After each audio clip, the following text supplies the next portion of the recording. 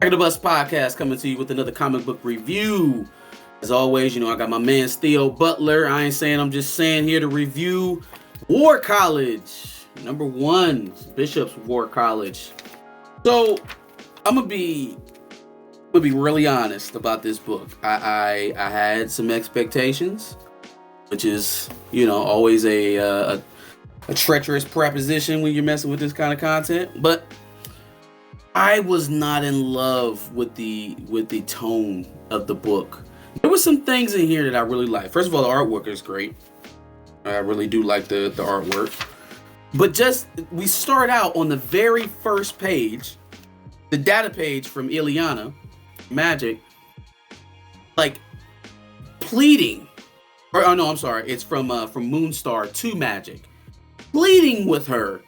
Please don't let Big Bad Bishop take over the War College. He gonna be mean. He gonna yell and scream. And he be crazy sometime. You need a nice man to teach the War College. I'm just like, this is asinine. This is crazy. She's not the only one that feels that way either. You know why you and I had a discussion how we wanted to approach the book before we did the review. I look at it like this. The fact that I know that she came in with Professor Charles Xavier, right?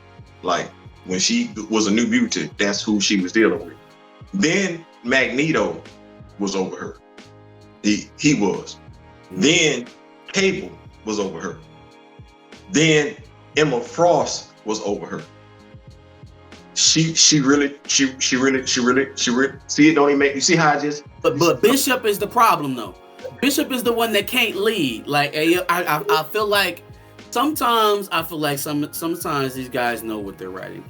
Other times they be so oblivious that it's hilarious that they're writing what they're writing. Because it's like, look at all of the people. Look at all of the dastardly people that she is at times, right? That she has followed. And yet Bishop is the one who can't be trusted to lead. So, fam, what are you trying to say? What is this? I'm gonna ask you a question, and you tell me whether or not it's fair or not. Should there ever be a situation where the comic book fan knows more about the character than the editor? Writer? No, I'm not gonna say the writer. I'm not gonna say the writer because the writer has to hand it in to somebody. Mm-hmm. You would like to, but should it be where the reader ever knows more than the editor-in-chief of a particular character? In the editor, I'd say no, because they're a mainstay of the publisher. So that I feel like they should be one of the biggest historians there. So the reason why I asked that question is because what I just said, that's what the editor-in-chief should know. And even if the writer passes this in to the editor, He's supposed to stop it. But we know Will Moss ain't stopping nothing. Will Moss don't stop anything. And look at the trash that we've gotten in the last 2 years. We got Hood Thor, John Ridley's run, Like it ain't. And I know we're getting ready to take a sidestep here, but it really does go back to what we've been saying. People act like they don't know what the issue is and everything like that. They talk about the movie phases and everything like that. I go back to Batman Forever. That movie sucked ass. Nobody bought Arnold Schwarzenegger as Mr. Freeze. Clooney Batman. Nobody liked that movie. We went to go see it. This was before the modern age of social media and everything like that. But even coming out the movie theater, comic book fans were disappointed. And we made it known. And it was like, you know what? We're not doing this no more. Because we started low-key seeing how the movies were getting worse. Yep. Batman, Michael Keaton. Okay, Batman Returns. Okay, Batman and Robin. Okay, now you're giving us Batman Forever with the nipple costumes. He had nipples. He did have nipples in the costume. So we were done. People keep acting like it's. They seem surprised as what's going on with Phase 4 now Phase 5. No, what wind up happening was you can have Kevin Feige be the guy with the baseball cap. But if the directors know more and care more about the characters they're doing, then Kevin Feige has limited to no influence whatsoever. They're going to tell great stories. Well, what wind up happening is the Russo brothers, I guess maybe they got too much power. And you got another guy right now, he's the head of DC. He was just working with Marvel. The Russo brothers will be back. They will be back. You don't want the kind of like Jerry Jones and the coaches he keep hiring for the Dallas Cowboys. He won't hire another Jimmy Johnson because now he's not going to get the credit. Okay, well, Kevin Feige and Nate Moore are telling you, we're not hiring people that know the material. So if the movie take off, they get to say we did it. If the movie bomb, they get to blame it on the director. Or it's not going to do these anymore. Mm-hmm. So people keep no, these movies they're not moving the needle. They're not moving the needle. So I mean, again, the highlights of this book are kind of few and far in between. We got a scene here. The Moonstar reading Bishop the riot act because all of his cadets just quit, which is insanity. What? You go to West Point and just quit on a drill sergeant? You go to the Naval Academy? Well, you may be able to go to the Naval Academy and do that. But can you? You know what? This is even worse. This is you quitting the Naval Academy after the Naval Academy was just attacked. We can't act like. What are we talking about? We're training soldiers. Wait. What is even the discussion here? We can't act like me and you ain't just reviewed acts. They just got their heads handed to them on Krakoa. What you mean you don't want to train? Mm-hmm. The Von Strucker twins are on Krakoa. How? I have no clue. Why? I have no clue. How or why? Don't know. I do not know. But let's skip ahead to something that I did like out of this book. Tempo and Bishop over here making googly eyes at each other. Yeah. I liked it. That was a good point of the book. I liked. Can we get some more of this? Can we get some more of this? Because I just feel like it's been characters who've been wandering in obscurity for years, and we don't even know what happened to his shorty, or that was his sister. You know what? No, the one that was time traveling with him, his sister. Why hasn't she been resurrected? I'm liking her hairstyle and everything like that. Once again, the artist is doing a great job. Then they got from the Quiet Council to Lucas Bishop. They basically telling him to calm down. Which is nuts. Again, like, East is over here overthrowing governments and rebooting brainless versions of Wolverine.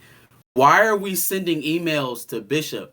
It doesn't really even make sense given how detached Xavier has been from all of these different divisions within Krakoa and what they're doing. You got Kate Bishop gallivanting out here in Shi'ar space. Hank is running X-Force like the CIA. I don't know what's going on with Kirk and his new religion. It's just a lot of stuff going on that he don't pay attention to. If it don't got nothing to, it seems like if it ain't got nothing to do with Bishop or his son, he not showing up. Hey, you know what this is like? So we ain't got but one brother that's running stuff, and that's the dude y'all want to focus on. And that's the one who getting read the riot act. That's what I'm saying. They just write this stuff, and sometimes I feel like they just write it not even understanding how it's coming off.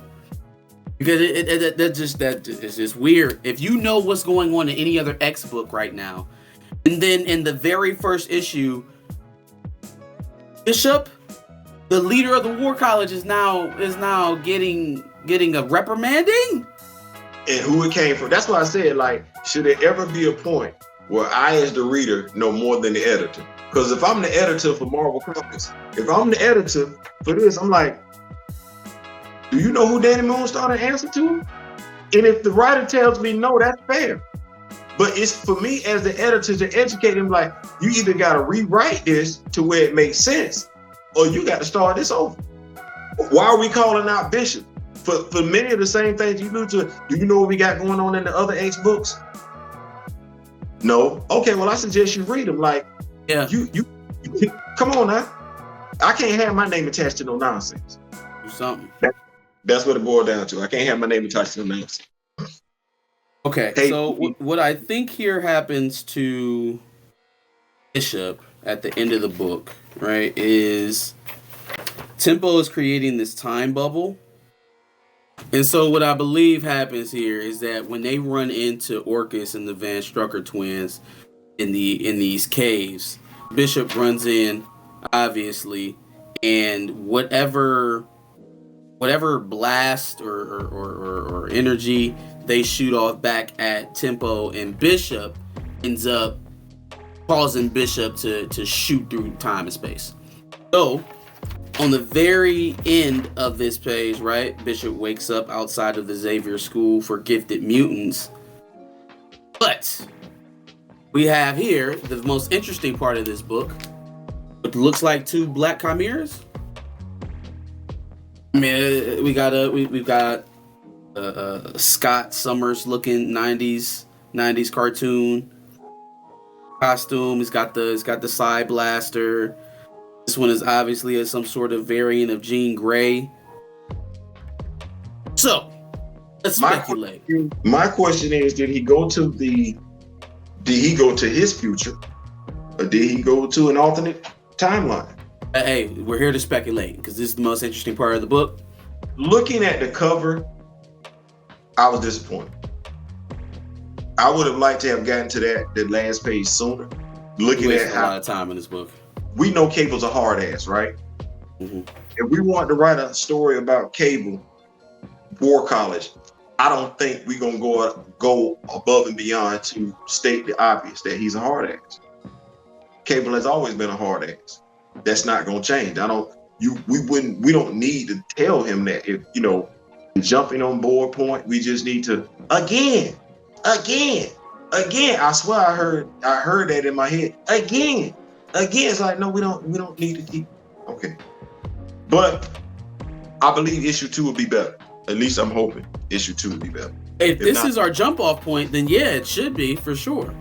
I'm thinking that this is a alternate. I think it's not an alternate timeline. It's in the future, but it's from this timeline. It's from the one that they're currently on. Right? I'm thinking once mutants establish their dominance in Soul and especially on Earth, that eventually they'll be able to continue moving outwardly from Krakoa. And if you're able to go back into the United States as if, all right, well, we own this stuff now, so we good. One of the first places that's going to be revamped is the Xavier School for Mutants. But I don't think that they would take us to another universe. I hope they don't take us to another reality or another universe. I think this is the same. Did he go back in time? Back in time? How did we end up with these characters if he's going back in time? Well, the reason why I say that, look at the costumes. Did he go back in time to a different universe or did he go back in time to a different reality? Because as you I don't want that. I hate that. I like the idea of whatever happens in this book actually mattering. So let's stay on this timeline and either move forward or back. But if we're going back, I don't think there has a chance to have a black Cyclops. So right. It's got to be forward in some way, shape, or fashion. That's why I said even the school, it says, was it School of Gifted Mutants, Gifted Students or whatever. That's an homage to what that school used to be back in the day. And that school was actually around when they had those similar costumes on. This is when they were X-Men Blue and X-Men Gold. Now look, check this out. Is there any chance these are Bishop's children? 10, 20 years, because think about what's going on right now, right? You got the Sins of Sinister tying up all the X books. There's a year 10 set of books. There's a year 100 set of books. There's a year 1000 set of books. But they at very least, maybe not, even if they're not kids, could they be descendants of Bishop? Especially considering what kind of capabilities they have now with, combining abilities upon resurrection and stuff like that. I think either one of those are viable options. I just hope we don't end up with some iteration where whatever happens while he's in this reality is inconsequential. Right. And then otherwise, why did I just read this book? You know why you read the book? Because they had the brothers and sisters. but I mean, and in all honesty, it won't stay that way if it feels like this is headed for a misnomer, for a throwaway story for Bishop. I mean, this book has potential. It does, because of the concepts that it's working with. The character has me interested, but I hope this was the only book where we spend about 60% of it dragging Bishop through the mud. Continue that thread with Tempo and Bishop. I don't think that they showed us Tempo in particular for no reason. Obviously, she had to be the impetus to get him on the time travel kick, but I guess they could have used somebody else like Cable or anybody who deals with time travel to do that. I think they showed us Tempo for a particular reason, and I also don't think it's a coincidence that he pops up and it's these two younger people that kind of resemble him, but in a distant futuristic type of way. Well, I know so something to keep an eye on. I know she's been getting some love over there in the X-Men and everything like that. I know for the past 2 times when they've been voting for new X-Men team, I know there've been a lot of people chirping at the bit to get Tempo on the team just because of her power set. So, and she's been highlighted here and there in the Marauders book as well. She's pretty popular over there. So, did she win the X-Men vote? I don't think she won it. Whoever won. He didn't, but it was talked about how there were people that wanted her to be on it. So she's on the Marauders. At least we're seeing characters of color get some more shine. And I think sure. You and I have talked about before when we talked about actors. I think having that reflective conversation with myself. I don't think that actors of color know about these characters. So they're just taking what the studio offers them. And you would like to think that the studio would offer them characters that represent them to bring awareness to the characters, to give people their own characters to highlight and celebrate, so the characters aren't temporary fixtures. I want to see Keke Palmer as Frenzy, or excuse me, as Tempo a lot more than you could see her as Rogue. I could, because I believe first and foremost, Keke Palmer is an accomplished actor. She is. She's a tremendous actor. And what Keke Palmer would do is how can I put this? Samuel L. Jackson brought shine to Nick Fury. The guy, David Hasselhoff, played Nick Fury first, but he didn't do what Samuel L. Jackson did. And so that character transcended, that personality transcended from the screen to the comic. So now when we read a comic book with Nick Fury in it, we hear Samuel L. Jackson's voice. We see the personality. Keke Palmer would do the same thing for Tempo. So now Tempo isn't just a black character just out there that nobody knows anything about. Now you would want to know who Tempo is. What does she do? She's gonna add. She would add something to that. We already know who Rogue is. That Southern Belle charm. But if she gets the role, and I would feel some type of way about it, but it is money in her pocket. But if she gets the role of Rogue, Rogue is still going to be white in the cartoon. She's not changing. X-Men 89 is getting ready to come out. It is on Disney Plus. Rogue not finna be black. Rogue finna be white for the first season, second season, third season, fourth season. Rogue not finna be 97. You trying to age us up? 97. Yeah, I'm just saying, like, stop that. My bad. She's not gonna change in the comic books. I take my daughter, if she falls in love with the Rogue character because Keke Palmer played her, Daddy, can I go get the comic book? She ain't black in the comic books. She don't look nothing like Keke Palmer. So I would prefer my daughter to say, Daddy, tell me something about Tempo. Who's this character that Keke Palmer played? Okay, let's go get the Keke Palmer. Let's go get the Tempo, the comic books with Tempo in them. Now she automatically, I can give her older comic books with Tempo in them. And Tempo always been black. That'll put pressure on Hasbro. Hey, can you give us a Tempo action figure? Now my daughter has a Tempo, because we talk about that representation. Now my daughter has an action figure, 2 separate heads, right? One with the helmet on, one without it, because you got to tell Hasbro stuff like this. My daughter gets that. Our people get that. Give us your thoughts on the book in the comments below. Make sure you like, share, and subscribe. Come back next week for more comic book reviews. Come back. Issue 2. We're going to see what it do. Bars.